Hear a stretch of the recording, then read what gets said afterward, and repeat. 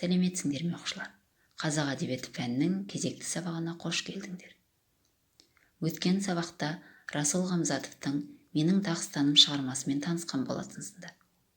Шығарма мазмұнын толық білетін болсаңдар, ашық сұрақтарға жауап беру арқылы білімдеріңді пысықтаймыз. Авар халқы тіл мәселесіне қалай қарайды екен? Расул Ғамзатовтың «Тау ішінде өз тілін қастерлемейтін адам сый құрметтен жұрдай болады. Шұбар тілмен жазылған жырында ешқашан тау ана оқымайды» деген ойлар нені меңзейді? Шығармадан қандай отбасылық құндылық байқадыңдар? Шығармада қанша кейіпкер бар? Кейіпкерлер несімен ерекше? Бүгінгі өмірде дәл осындай кейіпкерлер бар ма? Ал балалар, өзіндік ой-пікірімізді осы сұрақтарға жауап беру арқылы білдірген болсақ, онда шығарманың өн бойынан адами құндылықтарды кезіктіретініміз байқалады. Ал сендердің ойларыңша, адами құндылықтар деген не?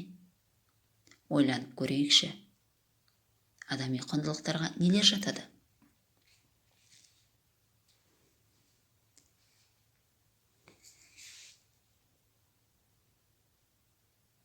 Иә балалар, адами құндылықтарға ана тілің, салт дәстүрің, тарихың, отбасың, отаның және туған жерің жатады.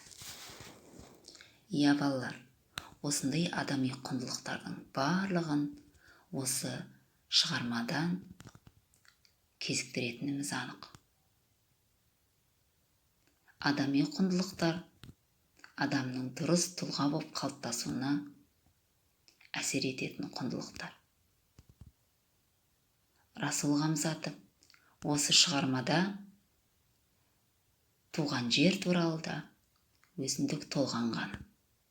Олай болса, шығармадағы автор толғанысы мәтінін оқулықтан ашып, мәтін мазмұнымен танысуды бастайық. Бүгінгі сабақта қол жеткізетін оқу мақсаты эпикалық, поэзиялық шығармалардағы автор бейнесін анықтау. Мәтінмен танысайық. Дағыстан, сен маған анасың.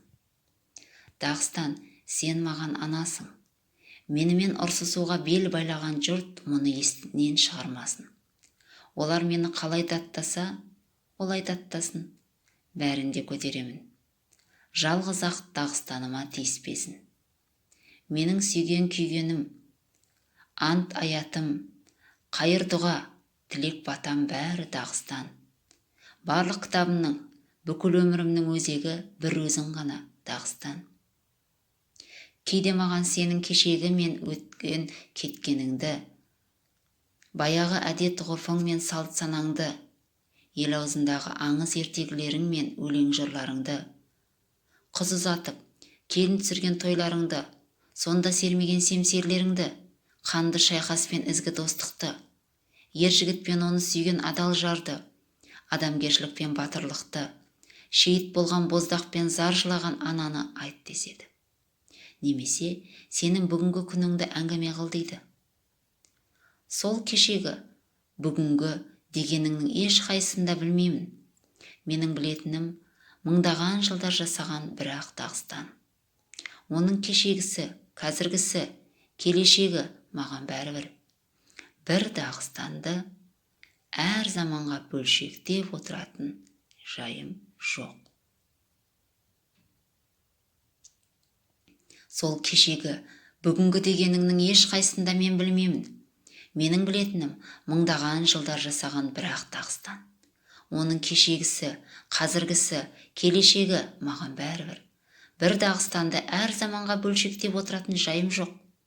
Шетелдерін оралған кезінде тау жұрты мені қоршап алады да, о жақта не көргенімді сұрайды. Олар алқа қотан отырып мені тыңдай бастайды. Мен не Франция, не Үндістан, не Жапония, не Түркия жайын әңгіме қып берем. Сонда менің жат жерде көрген білгенім 3 сағаттай ғана уақытқа жетеді. 3 сағаттан соң өз-өзінен барып Дағыстанға ауысып кетеді. Жиналған тау жұртына Дағыстан жайын айта бастасам, мұны алғаш естіп отырғандай бар ықыласымен тыңдайды. Ал Дағыстан дегеніміз солардың өздері ғой.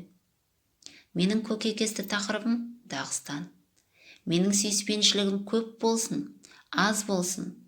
Менің ақиқатым саяз болсын, терең болсын.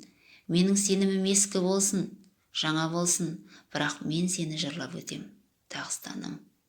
Сені айтқанда, қолымдағы қалағымым өзінен өзі тербеледі. Балалар, мәтінді оқулықтан бірнеше қайра отырып, шығарма мазмұнымен толық танысып алыңдар. Олай болса, бірінші тапсырмаға көшейік. Бірінші сұраққа жауап беріп көрелік. Қаламгердің Дағыстан сен маған анасың деуінде қандай мән бар? Екінші сұрақ. Туған жердің қадірін шетте жүрсең білерсің дегенді қалай түсінесіңдер?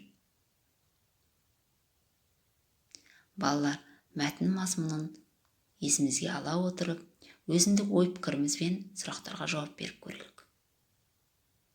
Екінші тапсырма. Концептуалды кесте сызыға ойындар. Кестенің 3 бағаны бар. Автордың өмірлік қағидасы, тәрбие алған ортасын, мәтіндегі оймен және өзіндік пікірмен жазуға тырысыңдар. Кестені толтырғанда дескрипторға мән берейік. Өз ойын мысалдармен дәлелдейміз, кестені толтырамыз. Кесте толтырғанда автордың көзқарасын анықтай отырып, өзіндік ой білдіруге тырысыңдар. Үшінші тапсырма. Шығармадағы авторға тән қасиеттерді анықтаңыз. Автор бейнесін анықтауда ойыңызды мысалдармен дәлелдеңіз. Яғни, авторға тән қасиеттерді өзімізше жазып көрейік. Сол арқылы автордың бейнесін жасайық. Дескриптор автордың бейнесін анықтай отырып, өз ойына мысалдар мен дәлелдермен келтіреміз. Ал балалар, осының бәрін дұрыс жасаған болсақ, автордың бейнесінде нағыз туған жерді сүйетін, ана тілін құрметтейтін бейнені көреміз. Туған жер қандай көркем, мөлдіреген желегі, желмен ойнап желбіреген, аралап күндізді жүрсем дағы тыншымай, ет жүрегім ел жүреген.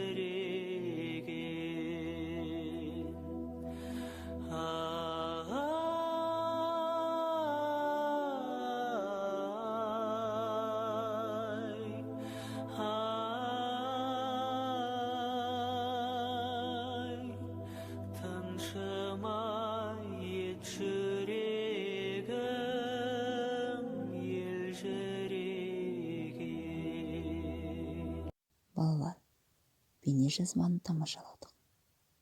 Қалай ойлайсыңдар? Бейне жазбадан алған әсерлерің Расул Ғамзатовтың ой толғанысымен үйлесе ме? Олай болса, 3 минут кідіріс жасап, туған жер, ана тіл туралы ойланып, алдарыңдағы толымсыз сөйлемдерді толықтырып, ой пікір жазып, кері байланыс жасайыңдар. Яғни, мен деген ойымды өзгерттім, мен туралы көп білдім, мені таң қалдырды, мен сездім, мен басқаша қарайтын болдым. Кері байланыс жасаңдар. Үйге тапсырма: туған жер туралы мақал мәтел жаттау.